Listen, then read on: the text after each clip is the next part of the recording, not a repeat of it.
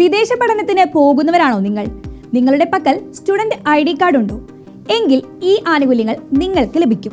Student ID card എന്താണെന്നും ഇതുവഴി ലഭിക്കുന്ന ആനുകൂല്യങ്ങൾ എന്തെല്ലാമെന്നും നോക്കാം. വിദേശത്ത് പഠനത്തിന് പോകുന്ന മലയാളി വിദ്യാർത്ഥികൾക്കായി നോർക്ക റൂട്ട്സ് നൽകി വരുന്ന തിരിച്ചറിയൽ കാർഡാണ് സ്റ്റുഡന്റ് ID കാർഡ്. 2020 ഏപ്രിൽ മുതലാണ് ഇത് നിലവിൽ വന്നത്. വിദേശ പഠനത്തിന് പ്രവേശന നടപടികൾ പൂർത്തിയാക്കിയ മലയാളി വിദ്യാർത്ഥികൾക്കും നിലവിൽ വിദേശത്ത് പഠിക്കുന്നവർക്കും ഈ ID കാർഡിനായി അപേക്ഷിക്കാം. അപേക്ഷകർക്ക് 18 വയസ്സ് പൂർത്തിയായിരിക്കണം എന്നതാണ് പ്രധാന നിബന്ധന. ഈ ID കാർഡ് കൈവശമുള്ളവർ ഏതെങ്കിലും തരത്തിൽ അപകടത്തിൽപ്പെട്ട് മരണം സംഭവിച്ചാൽ 4 ലക്ഷം രൂപ വരെ ഇൻഷുറൻസ് പരിരക്ഷ ലഭിക്കും. അപകടം മൂലമുള്ള സ്ഥിരമോ ഭാഗികമോ ആയ വൈകല്യങ്ങൾ സംഭവിച്ചാൽ 2 ലക്ഷം രൂപ വരെയും ഇൻഷുറൻസ് പരിരക്ഷ ലഭ്യമാകും. നോർക്കയുടെ ഒഫീഷ്യൽ വെബ്സൈറ്റ് വഴിയാണ് സ്റ്റുഡന്റ് കാർഡിനായി അപേക്ഷിക്കേണ്ടത്.